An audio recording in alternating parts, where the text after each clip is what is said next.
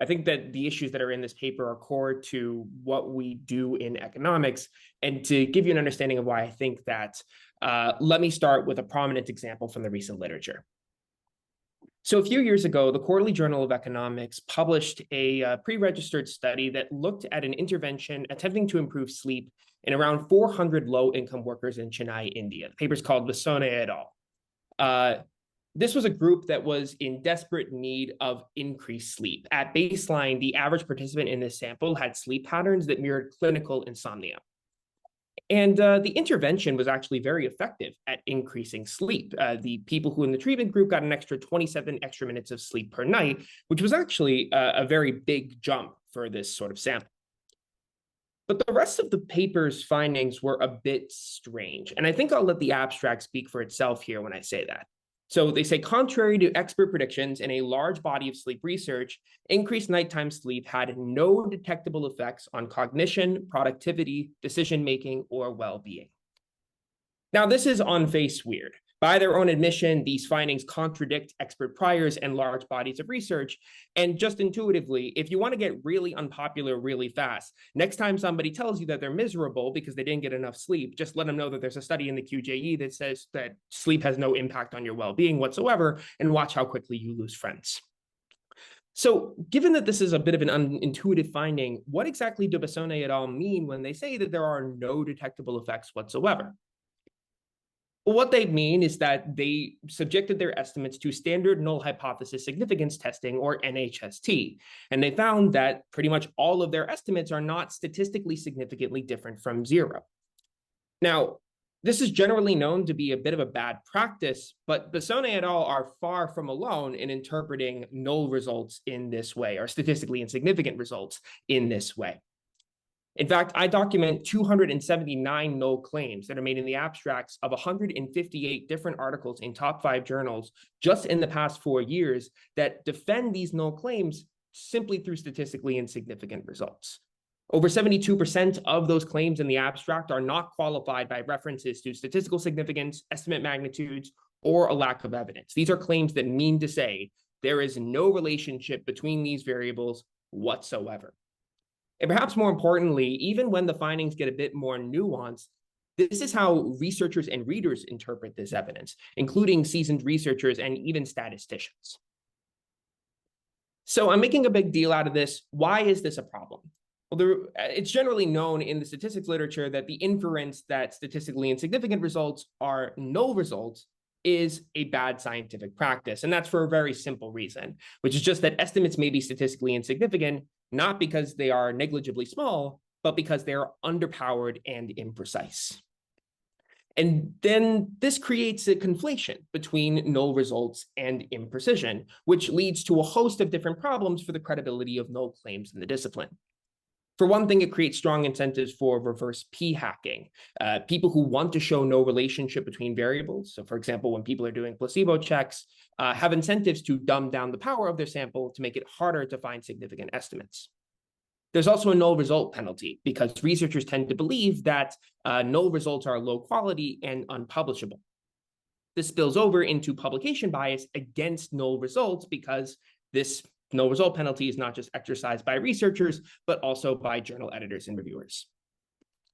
And finally, even amongst the null findings that do end up getting prominently published in the literature, the low power that is observed throughout economics implies that there are likely high type 2 error rates, even amongst these prominently published null findings. This project is dedicated to the proposition that it does not have to be this way. There are better frameworks that we can use to evidence null relationships. The key framework that I want to talk about to do that is equivalence testing. The way equivalence testing works is that we begin by setting a region around 0, where we would say that our relationship of interest, which I'm going to call delta for the purposes of this talk, is practically equivalent to 0. Another way you can think about this is that by setting this region, you are saying a priori what the values of this parameter are that you would consider economically insignificant. Then you can use simple interval tests to assess whether the estimate delta hat is significantly bounded within this range. Now, this is a framework that is not applied pretty much at all in economics, but it is regularly applied outside of economics. Medicine has been applying it for nearly half a century, and political science and psychology are rapidly adopting this framework. This is a space where economics is falling very quickly behind. So to facilitate the long overdue usage of equivalence testing in econ, this project's going to overview what equivalence testing is, why we need to use it, and how we can use it credibly. So in particular, I'm going to start by telling you what equivalence testing is by introducing a few simple equivalence testing techniques to the economics literature. From there, I'm going to overview why we need to use it by systematically reproducing and standardizing the results that underlie 135 null claims made in 81 articles published in top 5 econ journals over the last 4 years. And what I'm going to show is that many of the models that defend these null claims fail a simple test that we should expect that every one of them pass. They cannot significantly bound their estimates beneath benchmark effect sizes. When you subject them to these tests, the equivalence testing failure rates range from 37 to 63%. And to get acceptable failure rates, you need to be willing to argue that more than 75% of published estimates in economics are practically equivalent to zero. Now, since that claim's a bit ludicrous, the more sensible alternative conclusion is simply that type 2 error rates are relatively high throughout the discipline. So this implies that there's a clear need for equivalence testing. So how, as a discipline, do we do equivalence testing in a credible way? Well, the first thing is that I develop guidelines to credibly establish what effect sizes for a given relationship are practically equivalent to zero, namely by surveying independent parties for their judgments, such as experts or relevant stakeholders. I then advocate for testing not whether relationships are different from zero in the standard way, but rather testing whether those estimates are practically or economically significant, conditional on those ropes. And finally, and perhaps most importantly, I provide data in R commands that allow for implementation of these tests in actual practice. If there are any questions at this juncture, let me know in chat, and I'll take a moment to stop and address them. Okay, in that case, I will move forward. All right, so we want to start by addressing the standard problems with the standard NHST framework. So going a bit back to Stat 101 for a quick second, the standard NHST framework begins under the presumption that our relationship of interest delta is equal to zero in the null hypothesis. And on the alternative hypothesis, we say delta is not equal to zero. Now, when we try and use this framework to show that delta is equal to zero, when we want to show that conclusion, there are two key problems that arise. The first issue is that the burden of proof is shifted off the researcher. When you want to show that delta is equal to zero, you begin by assuming that what you want to show is true. And you only change that conclusion if the evidence is significant enough to force you to change your mind. The second key issue is that this means that imprecision is good, because more power and precision makes it harder to achieve a null result, even if the estimate delta hat is negligibly small. As a result, the general inference that statistically insignificant results are null results is a logical fallacy. Formally, it's known as the appeal to ignorance, which is the argument of, well, no one has found a flaw with my paper yet, therefore it must be perfect. It's actually the exact same line of reasoning when you try and evidence a null relationship using standard NHST. So we're going to take two steps to correct this hypothesis testing framework. The first thing that we're going to do is we're going to flip the hypotheses. We're going to make it such that the equal to zero is in the HA and the not equal to zero is in the H naught. And then second, we're going to make the test feasible by, instead of testing whether delta is strictly equal to zero, we're instead going to assess whether it's approximately equal to zero. And this is going to make the test feasible. Because if we can set a range of values from epsilon minus to epsilon plus, where we can confidently say that delta is approximately equal to zero, then we can find statistically significant evidence in favor of HA under the equivalence testing hypotheses, because we can demonstrate that delta is bounded within a range using simple interval testing. So the equivalence testing framework jumps off this idea, and it begins by setting a range of values around zero called the region of practical equivalence, or the ROPE. The ROPE is set according to three basic rules. The first rule is that its lower bound must be strictly less than its upper bound, meaning that the ROPE is non-trivial. The second rule is simply that zero has to be contained within the ROPE, which means it's a ROPE about zero. And then finally, delta has to be approximately equal to 0 whenever delta is contained within this rope, which just means that the rope's values are practically equivalent to 0. Like I said at the top, this is equivalent to saying at the very top what effect sizes for your relationship of interest you would consider to be economically insignificant. Now, this is a subjective judgment call. It will and should differ for different relationships of interest. And near the end of this talk, I'm going to show you how you can credibly aggregate these ropes by sampling other people's judgments about what relationships are practically equivalent to 0 for your relationship of interest. But for the moment, let's take for granted that we can set a rope like this, that we can set a rope that satisfies these 3 rules. If we can do that, then we can set up the equivalence testing hypotheses we discussed on the last page as follows. Under the null hypothesis, the relationship of interest is not bounded within the rope. And under the alternative hypothesis, delta is bounded within the rope. And so if we can find statistically significant evidence that delta is bounded within this range, then we have statistically significant evidence that delta is approximately equal to 0. So I've talked about simple interval testing. What does this simple interval testing actually look like? So there are 2 key procedures that we can use. The first is called the 2 one-sided tests framework, which builds off a simple idea. We can rewrite the equivalence testing hypotheses as follows. Under the null hypothesis, delta is either bounded beneath the lower bound of the rope or above the upper bound of the rope. But under the alternative hypothesis, delta is bounded both above the lower bound of the rope and beneath the upper bound of the rope. Now, another thing that we can do to make this more convenient is we can split this joint hypothesis into 2 one-sided tests. One that assesses whether delta is bounded above the lower bound of the rope, and one that assesses whether delta is bounded beneath the upper bound of the rope. And as it turns out, if you can find statistically significant evidence for both of these HA statements using one-sided tests, then you have statistically significant evidence that delta is practically equivalent to 0 because it's significantly bounded within this range. This whole thing is the 2 one-sided tests or TOS procedure. So here's what it looks like visualized. Notice that here, because we're working with one-sided tests, we use a different critical value. So we're very used to seeing the 1.96 times standard error because we're working with 2-sided critical values. TOS works with one-sided critical values. So really what TOS is it's assessing whether the estimate is bounded 1.645 standard errors above the lower bound of the rope and 1.645 standard errors beneath the upper bound of the rope. We can see here that that's true in both tests. So this estimate is significantly bounded within this rope of negative 0.2 to positive 0.2.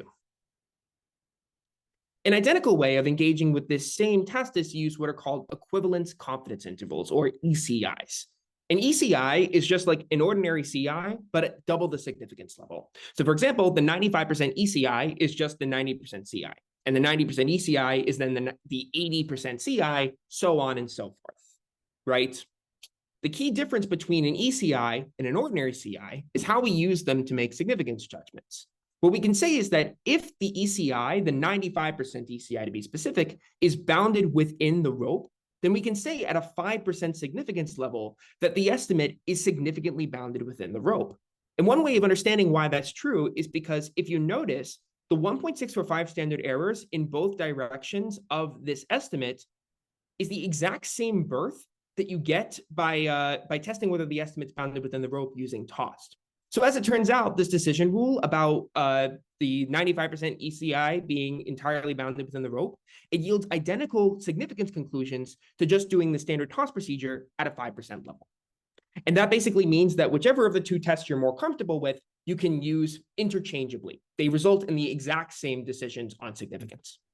Sorry, Jack, there is a question in chat. I didn't realize that he's asking, can we think of NHST as a limiting case of equivalence testing? As a what case? Limiting case. It's a limiting case of equivalence testing. I wouldn't think so. I don't think that you can think of NHST as a limiting case at all, because the hypotheses are organized in a completely different way. So, I mean, only in the case where you have, perfect asymptotics. No, not even then, because then you'd still have your CIs. Like, even if there was like an infinite sample, your ECIs would always be bounded within the rope, provided that the point estimate itself was bounded within the rope. right? Whereas asymptotically, any non-zero point estimate will not be considered insignificant under the standard NHST framework. So NHST and the equivalence testing framework, they really don't map onto one another in that way. In discussion, I would be happy to talk about that more in depth if I haven't understood something about that question.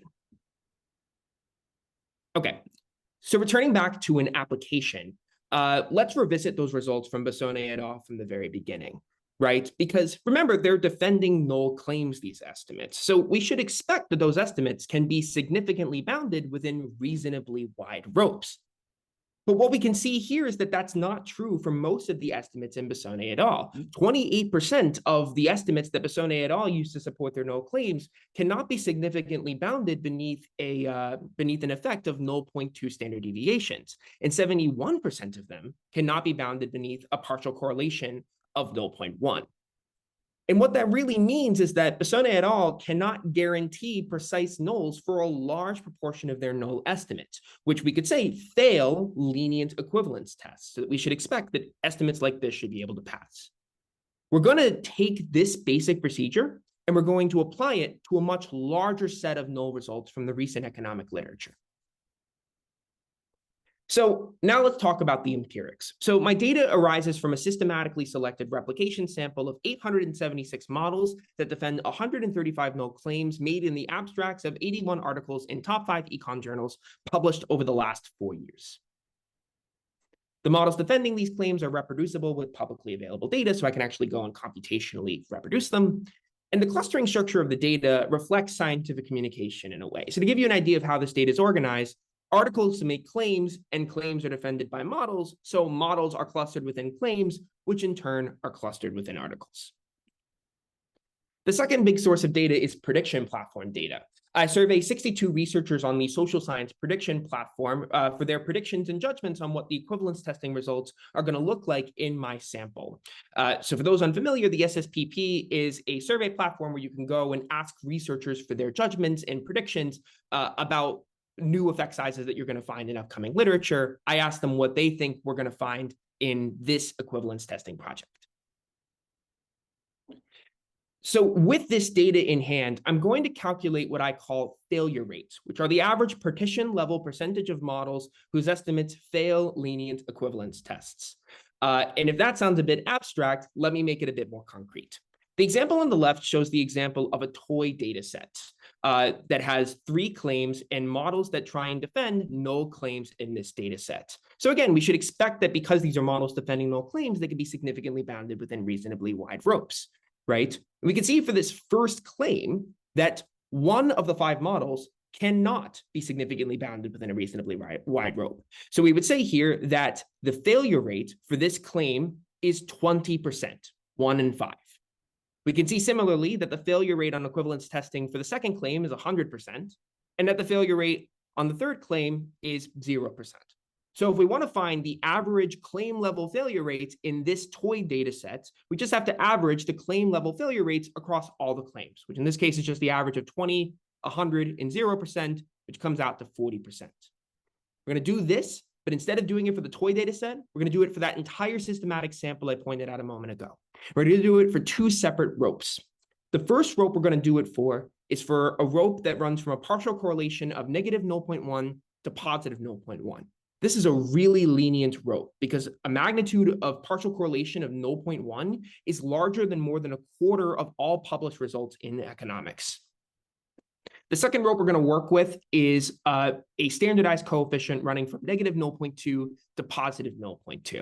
And I show empirical evidence in the paper that a standard deviation effect of 0.2 is really large for economic effect sizes.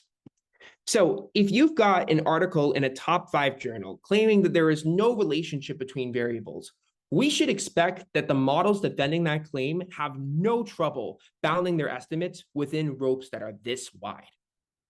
The unfortunate finding in my paper is that many of these models often do. What I find in the sample is that the failure rates are unacceptably high. So remember, I asked the SSPP sample about what they thought about the equivalence testing results in my data. I asked them what they predicted. I asked them what failure rates they would find acceptable. The dashed lines are the failure rates that they found acceptable.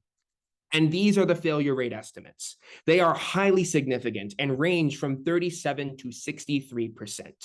To give you an idea of interpretation here, Model 4 here implies that 62% of models defending the average null claim cannot significantly bound their estimates beneath a partial correlation of 0.1. Remember, that's larger than more than a quarter of all published results in economics. And it's 37% for a standard deviation effect of 0.2. And you can do pretty much anything you want to this data set. You can subset it. You can run it through different robustness checks. These findings stay well above levels that are considered acceptable by the research team. One important robustness check I'll discuss more in depth because it provides some very useful insights about the data is about the selection of the rope. What I show here is that failure rates are not really a result of just the ropes that I picked. What you're seeing on the screen right now are what I call failure curves. These show the distribution of claim level failure rates as the ropes are allowed to grow longer or shorter in length for each effect size metric. And what they really show is that these failure rates remain significantly above acceptable levels, even as the ropes are allowed to become ridiculously large. Let me give you a sense of context for how we can think about this. When I asked the SSPP sample what failure rates they would consider to be acceptable, the median researcher told me that at maximum, they would be willing to accept a failure rate of 12.95%. To get a failure rate of 12.95%, you need to argue that a partial correlation of 0.34 is practically equivalent to 0. This is larger than more than 75% of all published results in economics. And since it's, of course, ridiculous to argue that an effect size that large is practically equivalent to 0, what it realistically implies is just that type 2 error rates are very high throughout economics. And what's interesting is that researchers actually expect this to be the case. The SSPP sample told me that they would find equivalence testing failure rates between 11 to 13% acceptable in this sample. But they predict that the failure rates will be well above those acceptable levels. They predict that failure rates will run from about 35 to 38%, which actually is pretty accurate. It corresponds with the lower bound of the failure rates that I find in my sample. Even when you ask within researcher, the average researcher predicts that failure rates will exceed the levels that they find acceptable by 23 percentage points. And the big takeaway here is that this is an important finding for why the null result penalty arises. What this data suggests is that the null result penalty does not arise simply because of an aesthetic preference for pattern finding. It also arises because researchers don't trust null results. They predict that when you subject them to more credible testing, that many of them will fail that testing. And they're correct to believe that because when you do subject them to that testing, they do often fail. And all of this implies that the standard way we evidence null relationships in the standard economic literature is not credible and needs to fundamentally change. So there's a clear need for equivalence testing in our discipline. So how do we actually go about doing it credibly? Well, the big thing is probably the most important part of equivalence testing is how do we say what values of a relationship are economically insignificant or practically equivalent to 0? Because this is going to change from relationship to relationship, and it's ultimately a judgment call. One big issue here is researcher degrees of freedom, and in particular, rope hacking. Researchers who want to find an insignificant result, that is one that's practically equivalent to 0, can maximize their chances of doing so in equivalence testing by just setting a really wide rope, which would make it really easy to find that the estimate's significantly bounded within that rope, right?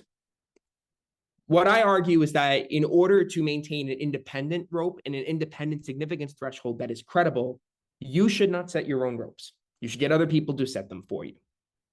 What I mean by that is that you should survey independent experts or stakeholders for their judgments of what would constitute a relationship that they would find practically meaningful. So basically get their smallest effect sizes of interest.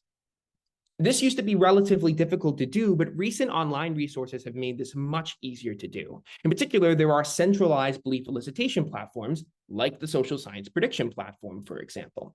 And the SSPP, I should stress, is a prediction platform first and foremost. So they're going to require you to ask questions that will predict what sorts of results you're going to get. But it's very easy to follow up the question of what do you predict this effect will be with the question, what's the smallest effect that you consider to be practically meaningful?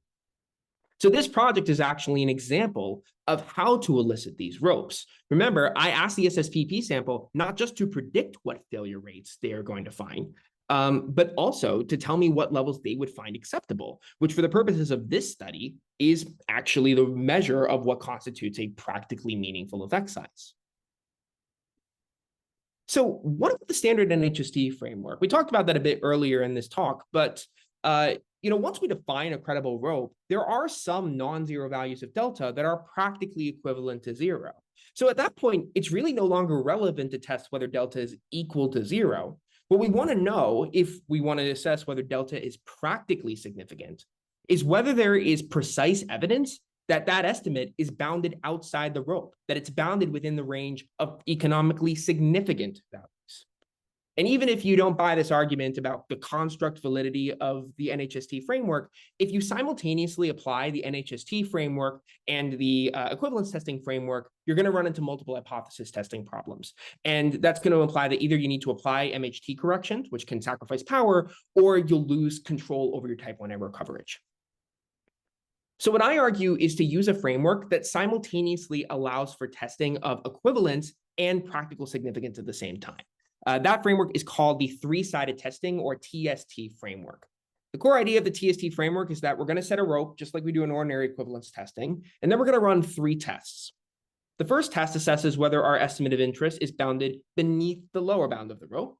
The second test is simply a toss procedure that assesses whether it's bounded within the rope. And the third test is one that assesses whether the estimate is bounded above the upper bound of the rope.